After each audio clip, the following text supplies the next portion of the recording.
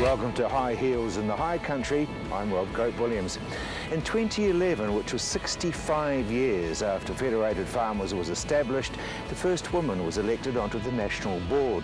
Our reporter Emma Cropper went and met the lady who made history.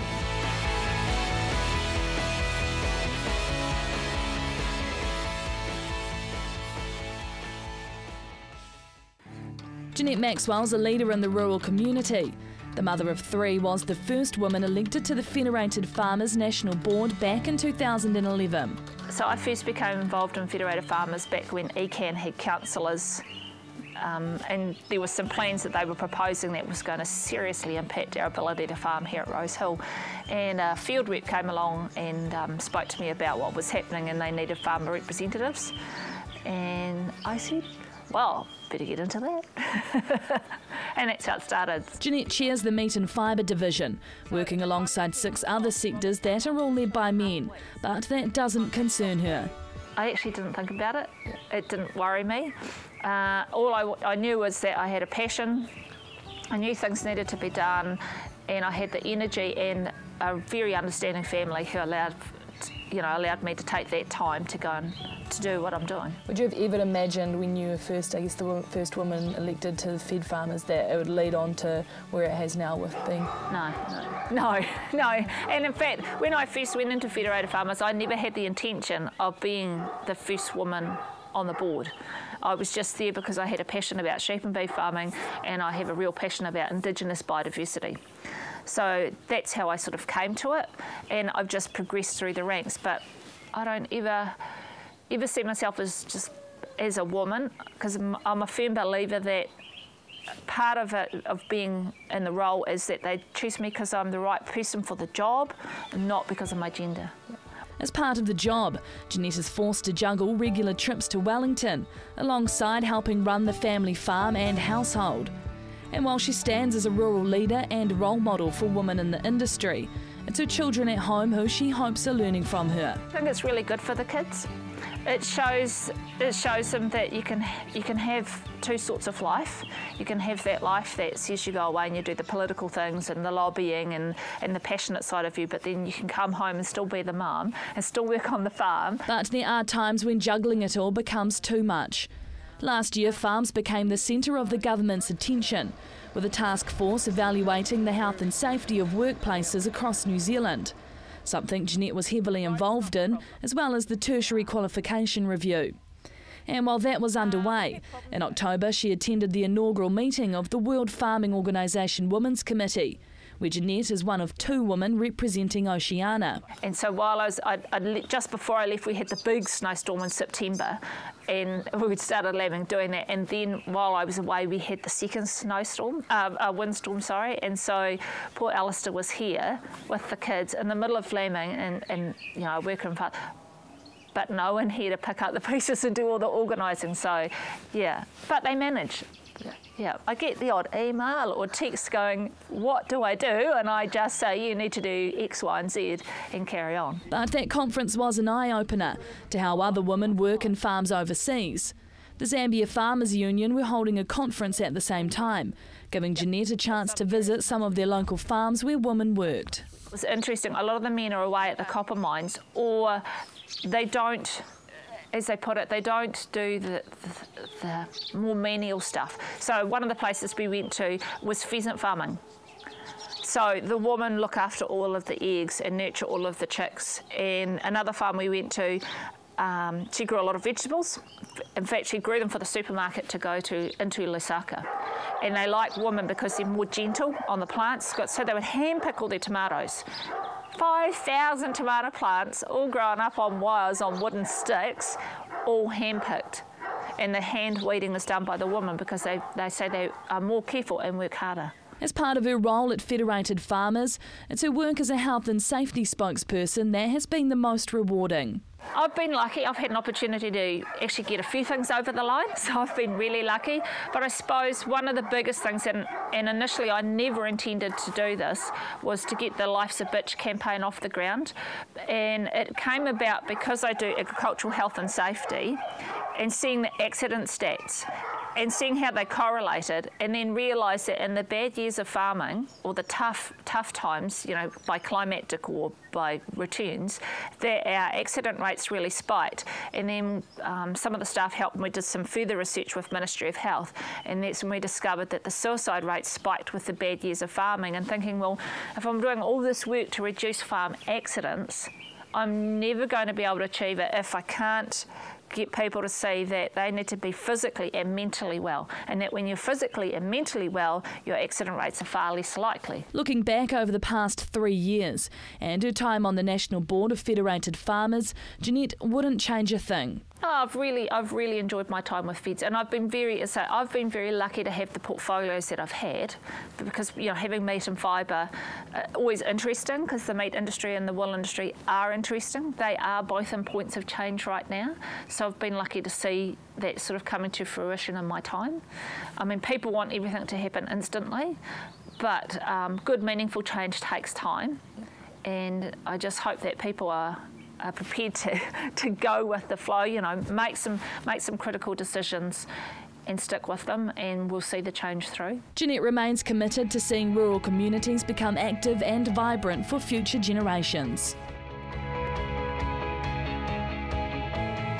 But how does she relax and unwind from the day-to-day grind of being one of the key figures in the agriculture industry? The trick is not to let the spin back past your fingers, because otherwise it starts to tangle up what you're hanging on to. Well, it's not with a cup of tea in front of the telly like you'd expect.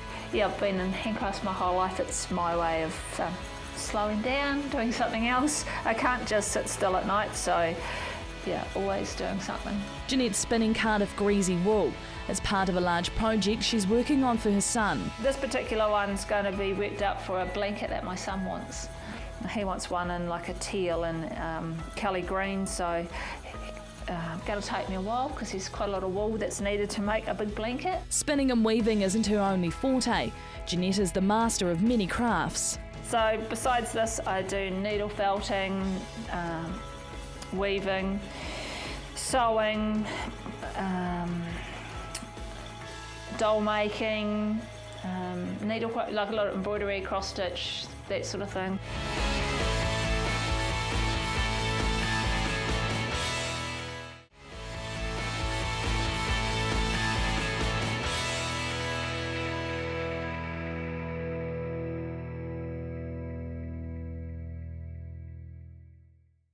Jeanette Maxwell keeps busy with her workload, juggling life between federated farmers and her family. But their 300-hectare Rosehill property at the foothills of Mount Hutt makes home life easy. So the little knobs just at the back, there's Mount Hutt, and then the road here is the access road through. And also within that forestry block there and scrub and stuff, there's a massive big mountain bike course. The property was bought by her father-in-law in 1973, and while she lends a hand where needed on the farm, it's a work behind the scenes where Jeanette really helps out. Basically, I do all of the administrative stuff, the compliance, the farm books, all those sorts of things, health and safety plans, environment plans and things like that. And then, as I call myself, a FLU, I'm a farm labour unit, used when necessary. But how does she relax and unwind from the day-to-day grind of being one of the key figures in the agriculture industry? The trick is not to let the spin back past your fingers, because otherwise it starts to tangle up what you're hanging on to. Well, it's not with a cup of tea in front of the telly like you'd expect. Yeah, I've been in handcrafts my whole life. It's my way of slowing down, doing something else. I can't just sit still at night, so yeah, always doing something. Jeanette's spinning Cardiff greasy wool as part of a large project she's working on for her son. This particular one's going to be worked up for a blanket that my son wants. He wants one in like a teal and Kelly green, so going to take me a while, because there's quite a lot of wool that's needed to make a big blanket. Spinning and weaving isn't her only forte. Jeanette is the master of many crafts. So besides this, I do needle felting, weaving, sewing, doll making, needlework, like a lot of embroidery, cross stitch, that sort of thing. Occasionally I knit, but I'm getting arthritis in one finger, so it's making it harder to do knitting. But basically, I'll have a crack at any handcraft, really. While she's gifted at art, she's also pretty good at teaching it. I stepped up to the plate to try my own hand at needling. Yeah. So you take it like that, and you poke it round into the shape. And I'll just hold it a little bit for a start off. Now hold the shape and just go. We decided to keep it simple with just a basic love heart. To work just on one side.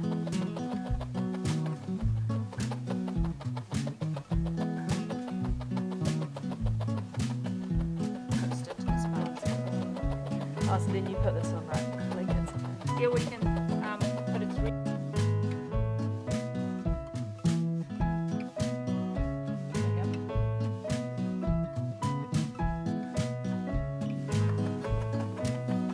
This is quite fun. How to get rid of your tension. You could do this for hours, couldn't you? Yeah. This may look simple, but it's used in many of Jeanette's creations. Like these dolls, they're all been handmade by her. We can put a thread through and then hang them like a mobile. So you make different sizes, you can make a string of them. It's small crafts like these which keep Jeanette's head clear, making it easier to make the hard decisions of her job. Farming is an industry that is constantly evolving, and Emma Cropper caught up with one person who is doing an expensive and extensive change to the family farm.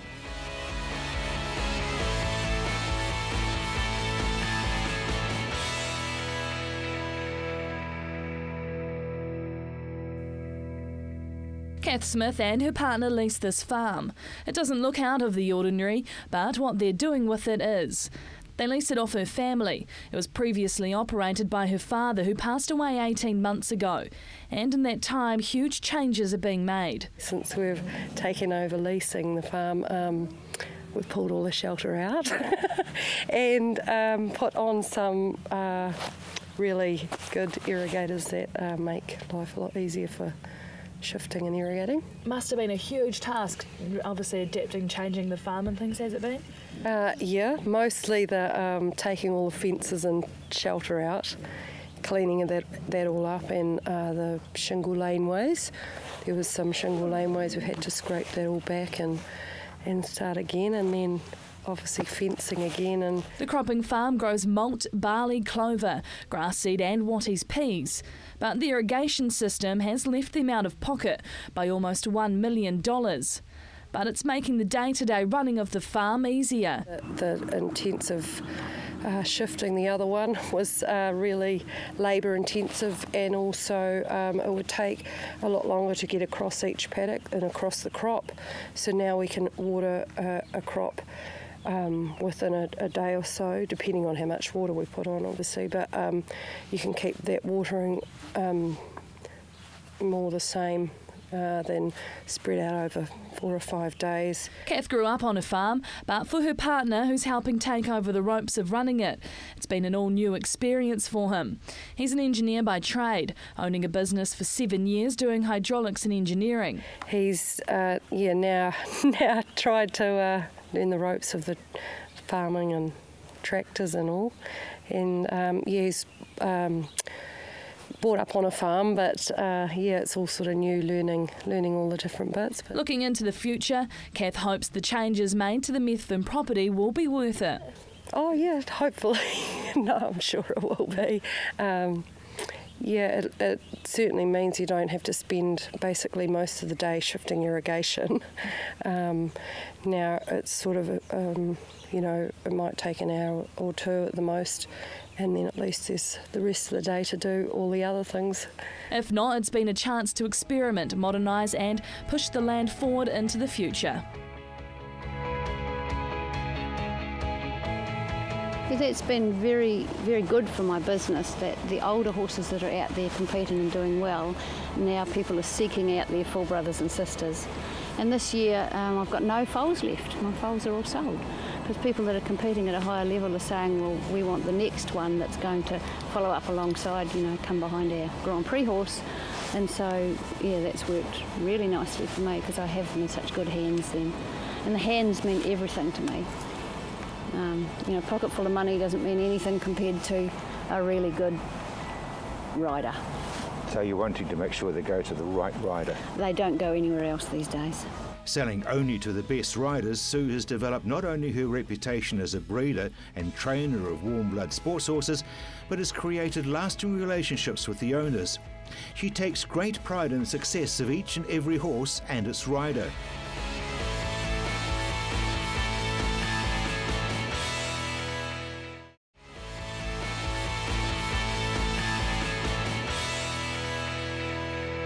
Sports horses are becoming a major industry in New Zealand, and the results overseas and at home, of course, are proving that. We went to Burnham to meet up with a lady who's breeding top horses for top riders, and success is definitely coming her way.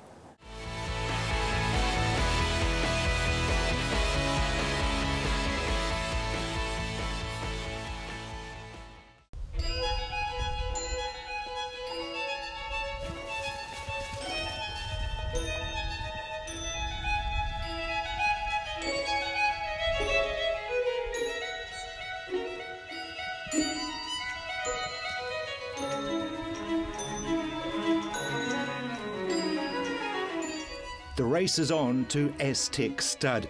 Located outside Burnham and Canterbury, Aztec Stud is where some of New Zealand's most award-winning show-jumping, dressage and eventing horses were bred and trained by owner Sue Fowler. It'll be 15 years ago now. I started with an Arab stallion, and I was looking for a horse that had a lot of movement and just a nice looking horse with more movement than average. So I started breeding Anglo-Arabs, and then the market really demanded the warm blood horse. So I started getting into warm blood stallions at that point. And I put them over mainly thoroughbred mares for a start, and then the warm blood mares that I have now that I've accumulated. Did you set out to be a stud breeder and horse breeder, or did it happen by accident? To be honest, I used to look at the way New Zealand was represented over in the world scene, and it embarrassed me. And as much as I liked the old Clyde Cross horses, they really were a cart horse over a thoroughbred. And you get the blocked shoulder, and you just didn't get the movement and the trainability. You know, these horses have centuries of breeding in them. It's not about the stallions. Sue says the mare is just as important when it comes to evolving the best bloodlines and producing the best horses. Sire has to be good. The breeding of the boys is, you know, they wouldn't be stallions otherwise, so it's impeccable. So therefore, not looking after the mare is like saying I didn't have a lot of say in my progeny, you know, my daughter and son. I mean, you know, there's so much input that the mother has. And when you start getting a classy mother and a good stallion, you've got a really good chance of a top horse. And top horses require more than just the best bloodlines. Training a top horse requires years of dedicated handling, working to a proven regime. It starts when the foals go through a rigorous handling and training program to ensure they respect their handlers. The facilities at Aztec Stud includes a fully fenced 90 by 45 metre sand-based arena where horses 2 years old and over are trained with long reining, then saddle and rider. Once the basics are achieved at around 3 years of age, light riding work commences to encourage horses to relax and enjoy their learning achievements. Dressage and show hunter classes usually begin later in the 4th and 5th year, setting the horses up for a great future in any discipline. Sue's older sports horses are doing so well in their events and classes that riders are now seeking out the progeny of her bloodlines. Yeah, that's been very, very good for my business, that the older horses that are out there competing and doing well, now people are seeking out their full brothers and sisters. And this year I've got no foals left. My foals are all sold because people that are competing at a higher level are saying, well, we want the next one that's going to follow up alongside, you know, come behind our Grand Prix horse. And so, yeah, that's worked really nicely for me because I have them in such good hands then. And the hands mean everything to me. You know, a pocket full of money doesn't mean anything compared to a really good rider. So you're wanting to make sure they go to the right rider. They don't go anywhere else these days. Selling only to the best riders, Sue has developed not only her reputation as a breeder and trainer of warm blood sports horses, but has created lasting relationships with the owners. She takes great pride in the success of each and every horse and its rider. There's super riders up north as well, and when they come down to compete down here, they'll stay with me and I keep in touch with those people all the time on email and texts. And when they have a great day, you know, there's a dressage competition on, I get all these texts, oh, I got 75%, I got 80%, and so I ride the wave with those people because that's my business, and it's a joy to do so. And joy is one thing Sue has no intention of reining in anytime soon.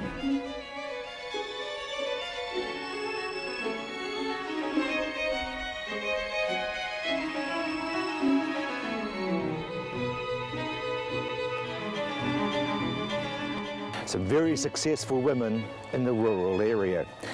We'll be back again at the same time next week with more people such as that here on High Heels in the High Country.